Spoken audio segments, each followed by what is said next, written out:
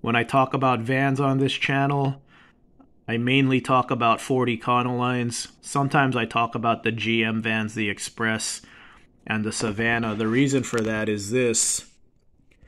You could lift them 5 inches for the fraction of the price of a 4-wheel drive conversion. Here's a lift kit from Action Van Suspension, $2,089.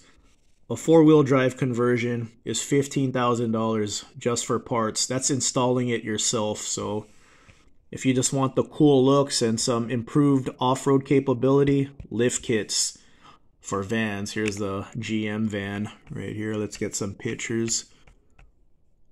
So $2,844 for a GM van lift kit. And I just clicked off of it. There we go. Now we have a little slideshow running. Lifted GM van. $2,844 for the lift. How about Dodge?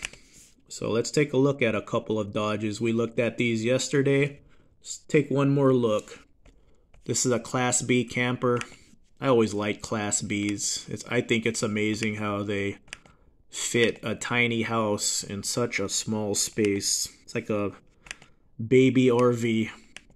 And Class Bs hold their value better than your standard RV because it's within the body of a factory van. It's not like, little tin pieces, held together at the seams. So much more durable than your traditional RV. And then this one has 24,000 miles. See, it has all 6 digits. It's not rolled over like if it was a 5-digit odometer. So wow, really low miles on a 1991. But the question is, how was it driven? Did it sit for 5 years at a time, or did this person find a way to drive it a couple times a year, keep the fluid circulating? But it has the all-important high top roof. And then the interior looks good. You just have to come up with your own interior. So this one has potential.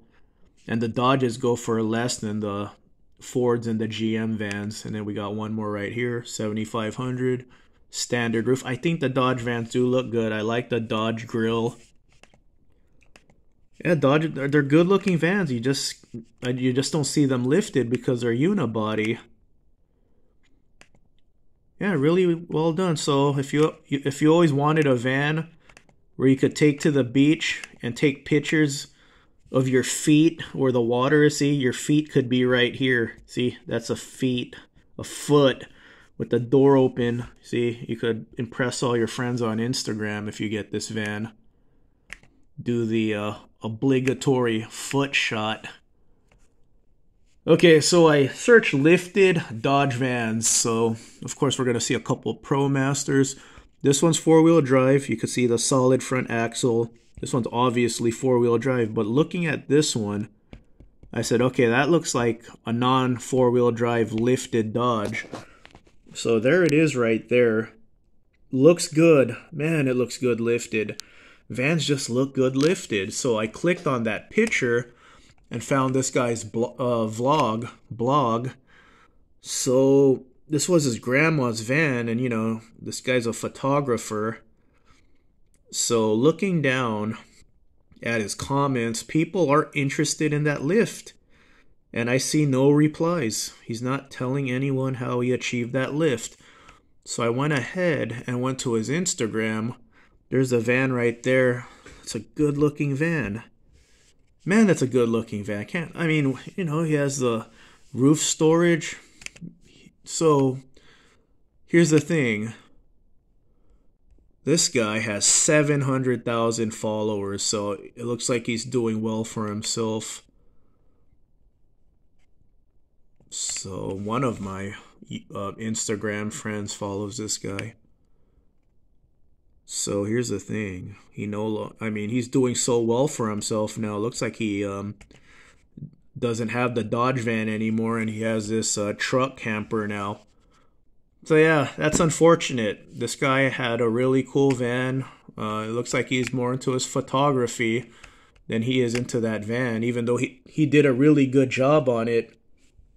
But yeah, would be nice to know how he did that. So there's a video for the Dodge fans of my channel. I know there's not, it's too much Dodge hype on YouTube, but here's a little Dodge video for you guys.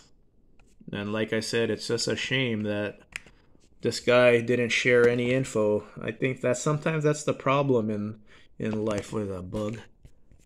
I think that's the problem in life sometimes, man. People don't want to share, you know.